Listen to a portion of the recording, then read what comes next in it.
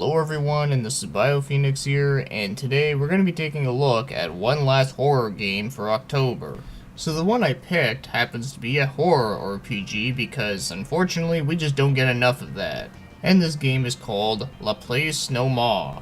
I don't know if that's how it's pronounced, but fuck it. So it was developed by Hummingbird Soft, and it was published by Vic Tokai, and it was only released in 1995 in Japan only. And this is the Super Nintendo version, which I'm taking a look at, because there are other versions, but they did not get translated yet. But if you must know, there is a MSX version, a PC-88, a PC-98, the Sharp's X68000, and even a TurboGrafx CD version.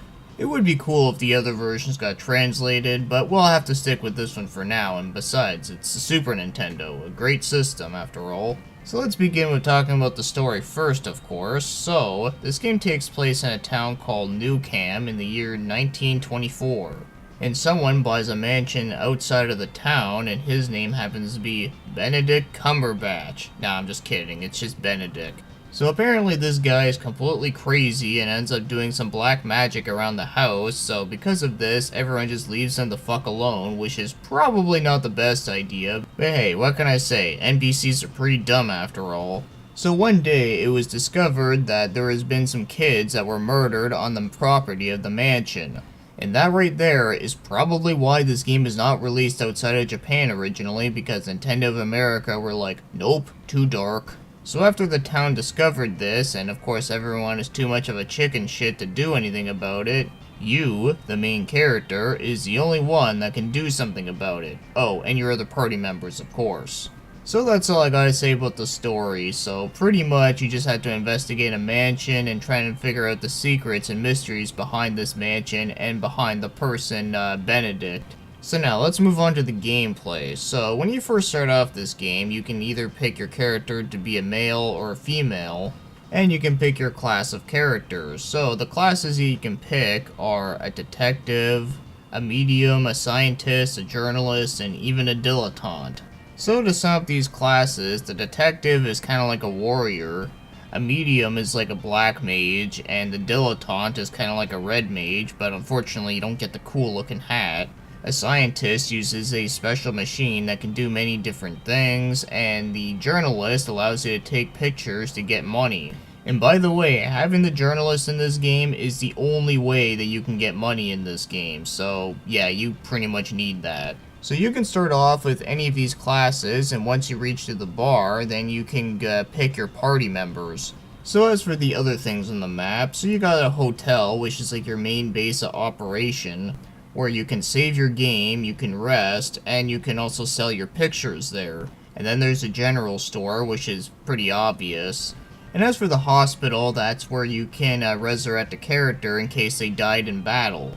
Now, one thing that is hilarious to me is that whenever a character dies, they end up getting dragged around in a body bag, and just the way how it animates is just funny to me. It almost makes it seem like, yeah, drag me around like the trash I am. Anyways, you also have a training facility where you get to gain up certain stats for characters with the more experience points you get. And then there's a library which allows you to look at various statuses. And then there's the fortune teller where if you give them money, then they can give you a hint on what you're supposed to do. And finally, there is the main dungeon itself, the mansion. So when you get into the mansion, it's a top-down view dungeon crawler, where in order to progress, you gotta get certain items and use them in like certain areas, and then sometimes you gotta fight different bosses. And whenever you get into a fight, which is randomized, then it's just some turn-based action. Now, first thing I have to mention right at the front gate when it comes to this battle system is that when you're looking at this, you're probably thinking, what the fuck is up with this? Well, the truth be told, this translation is not 100% finished. I mean, it's almost finished, but the only thing that isn't finished is the battle commands. But once you know which ones attack, item, defend, and special and whatnot, then you're pretty much good to go. So the turn-based battles are pretty simple and straightforward. But I do find it interesting that this game does have a limit break, kinda like in Final Fantasy, where the more time passes and the more actions you do with different characters, then the bar that's underneath their HP and MP will go up, and once it gets maximum, then you get to do a special attack. And as you would expect, every time you defeat monsters, you do gain EXP, but the more party members you have in your party, the less EXP everyone will get because the EXP is divided with every character.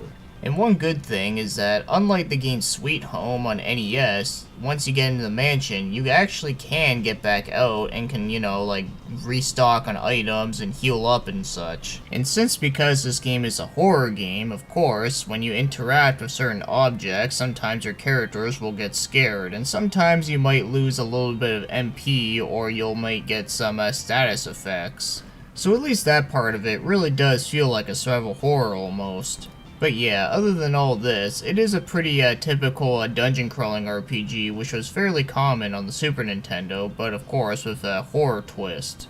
And as far as I know, the only other horror RPG that came out before this one was Sweet Home on NES. So now, let's get talking about the other things, like the graphics. I think they're pretty decent for Super Nintendo standards. Now, obviously, for 1995, they aren't the greatest looking ever, but I do think for this kind of game, it does look alright. So first of all, I really do like the setting of the game. I think it actually does look really cool. In fact, we don't really get a lot of games that take place in like the 1920s. And I do like the game's character designs. Now on the map, they just look kind of whatever, but I do like the way they look in the portraits. And the monster designs are pretty nice looking too. Now yeah, you get your typical like generic like Halloween looking enemies like rats, bats, skeletons, and just whatever else, but I do find that the sprites on them do at least look really cool looking. And you also do get some other like really unique looking enemies like this like monster door that kind of looks like Aku Aku's like evil cousin that's not in Crash Bandicoot. And there's a whole bunch of others later on. So yeah, the graphics in this game, I do think they do fit well for what the game is trying to be, a horror RPG, and it does look pretty good for that. And now, as for the game's music, the music is alright. So at least the music fits with the game, but it doesn't really have a whole lot of like catchy tunes in the game, which is fair. Although I really do like the battle theme in the game. For some reason, I do find that one is probably the most catchiest to me. But other than that, the music isn't really memorable, but it isn't really bad at all, so at least it is actually good for what it's trying to be. But I wouldn't consider it to be an amazing OST by any means. Alright, so it seems like we're almost done talking about this game, but before we get into the buying this game or my overall thoughts, I gotta mention some other shit, and this stuff is really critical. So while the battles in this game are very simplistic and very easy to understand, even though everything says sepia or whatever, however, I find that the combat in this game is just way too random. And what I mean by this is that it almost seems like that this game can't make up its mind on what you hit an enemy or if you didn't. Because it seems like in this game, everyone is always dodging your attacks, and it's not only just you, even the enemies are like this too. Like, I've actually gone into battles where everyone just kept missing each other the entire time. Like, is everyone in this game drunk off their ass and just can't focus straight? Either way, it's really annoying and makes the battles a lot more tedious than it needs to be. Also, leveling up in this game takes forever. Like, it took me probably 3 hours just to get to level 2. Now, I think the reason why it takes such a long time to level up in this game probably has to do with the level cap not being very high. Now, I don't know what the maximum level cap is for this game, but considering how long it takes to level up, I would imagine it's not that high. So it's always best to try to get some equipment items that gain your stats, and also go to the training facility where you can gain stats for specific characters. So knowing this, I wouldn't worry about trying to level up your character as much as possible. Because even at level 1, you can still womp the floor with a lot of early on enemies. Well, that is just if you can hit the freaking enemies. Now when it comes to the classes, and specifically the one I want to mention is the Journalist. So like I said, the Journalist is the class where you get to take pictures of monsters and you sell them for money, and that's literally it. Now, I understand what they're trying to do here, but wouldn't it just be better if they just took out the journalist class altogether and just make another character have the ability to have a camera? I mean, wouldn't that just be a lot better? So then you're not just wasting a party space of just one character that just has that one ability and that's it. Okay, my little bitching corner is done. So now, if you wanted to go out and buy this game, well, apparently the Super Nintendo version is kind of expensive, even for Japanese standards. So I've seen a few loose carts that were going for about $40, and I've seen some complete in box copies going from $90 to $100. And the weirdest shit about this is that the PC Engine CD version is like way cheaper. You'd think it'd be the other way around, but nope. So now, as for my overall thoughts on this game, is that it really pains me to say this, but this game is really not that great. But before we start talking shit about this game, I gotta mention a few good things. So, I do like the game's concept, the story is also pretty cool, even though it is unfortunate that the characters really don't have much dialogue at all, but I did find that the story, like as you get farther through the game, it did get pretty interesting. And I really like the game's setting, and I kinda like what they did with the classes, where they renamed them to make it more sense with the setting. And I also just like some of the graphics overall, but yeah, other than this though, this game just has a lot of issues. So I already mentioned a few already, with like everyone missing all the damn time because they're so drunk, and because of that, battles take way longer than they should. Also, it's hard to tell what characters can equip which weapons.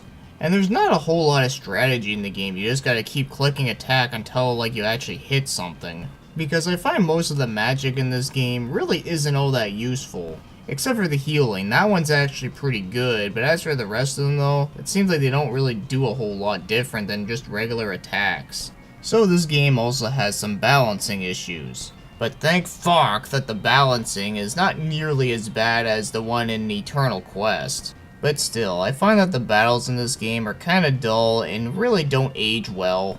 Because this game feels more like an NES RPG than it does a Super NES RPG, which I suppose makes sense considering that the original release of this game was 1987. But for a Super Nintendo RPG that came out in 95, yeah, even back then, we move on past this shit.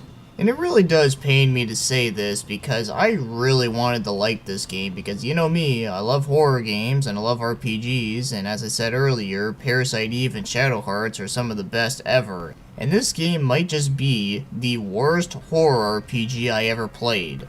Actually, never mind, that'd belong to Turd Birthday, but yeah, this is like the second worst one I ever played. Even though that's probably not saying much because there really isn't a whole lot of horror RPGs, but it's much shit that I'm talking about with this game. I don't think it's like a total abomination that you need to avoid it at all costs. No, I'm not going to be like over dramatic about it. It just feels a little underwhelming, and because of that, it's hard for me to recommend this game.